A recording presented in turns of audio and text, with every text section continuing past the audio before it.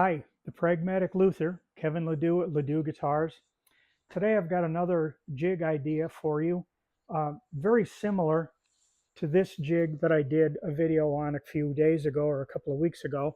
This one deals with forming bridges symmetrically, and this one is the same concept, but this one deals with making upper cross struts.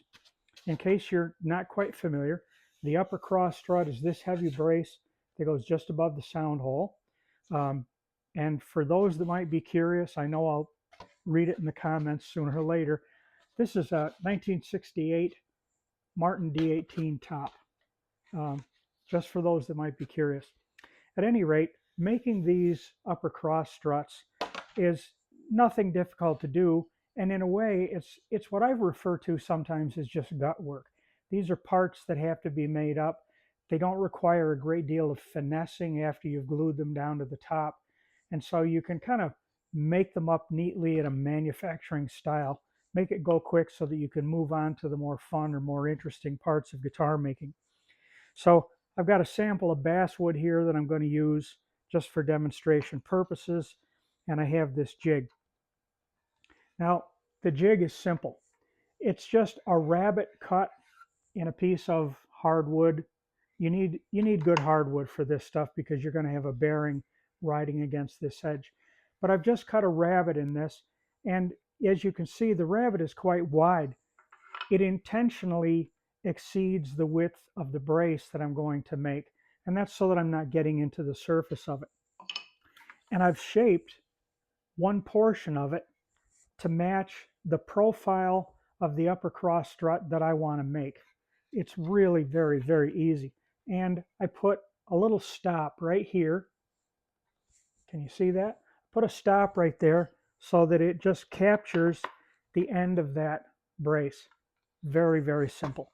So to use it, I like to, as usual, I like to put the brace in the jig and hold it in there, and I like to trace it.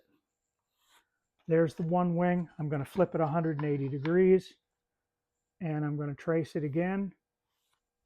And I'm going to go waste that stuff on the bandsaw, and I'll do that off camera. I cut one end of this on the bandsaw, and I decided not to cut the other just so that you could see the difference in how this all works out. There's no reason that you have to cut this waste away on a bandsaw. It's just that this puts a lot of chips out on the floor. That's really the only reason. But I thought I'd show you both methods.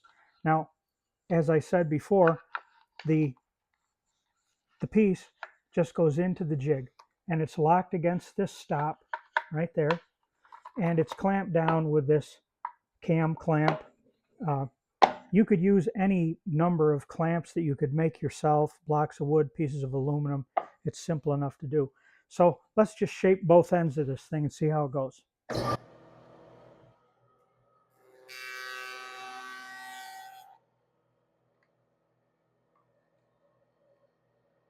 So I reverse the piece.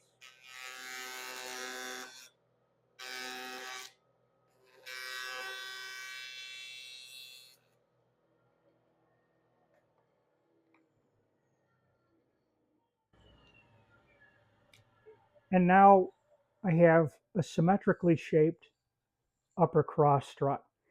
This profile could be whatever you want it to be. It doesn't really matter.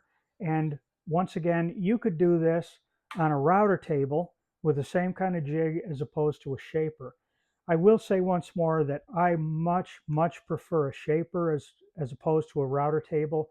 In fact, I don't really believe much in router tables, but it really is a matter of preference. So if you're using an internal truss rod that's accessible through the sound hole, then you need to drill at the center of your upper cross strut. And I found this to be a really simple, easy way to do this, and it works out right every time. I made just a rabbeted stick of wood here, as you can see, or you could glue two pieces together. It doesn't matter. Any scrap wood will do, hardwood, softwood, because you're going to chew it up. You can probably see all the holes in here where it's been messed up.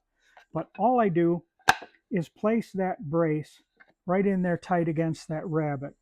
And I'm going to back that right up against the drill so that when it goes down through, it's going to position that hole at the bottom of that. Now you don't need to calculate where your drill point goes. You just move it up there and do the job.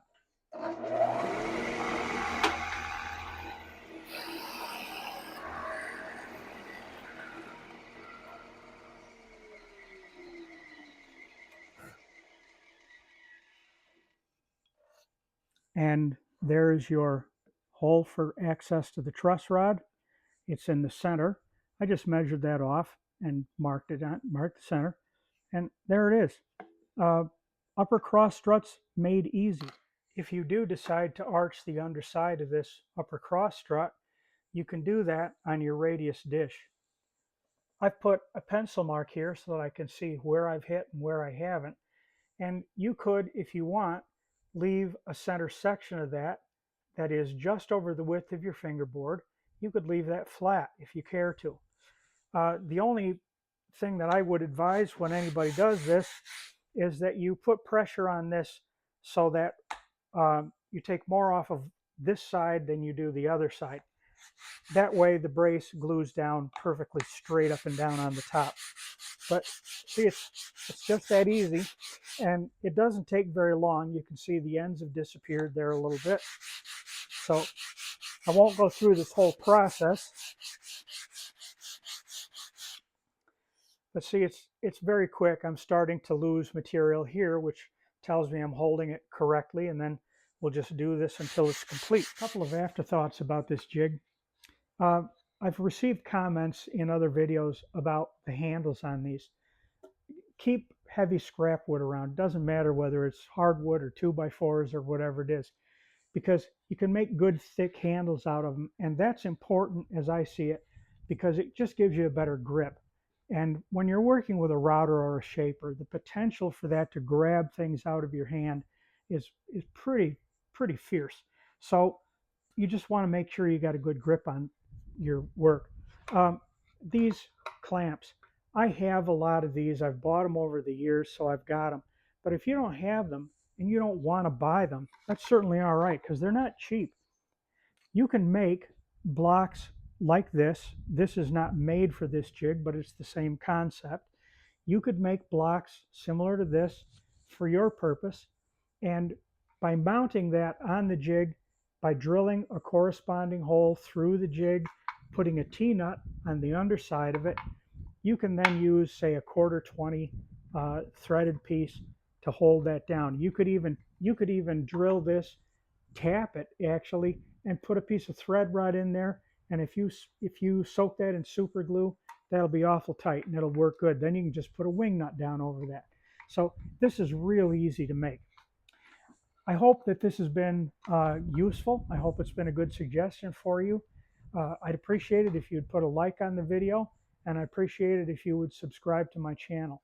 Want to remind you once again, I'm Kevin Ledoux at Ledoux Guitars, the Pragmatic Luther. Have fun building.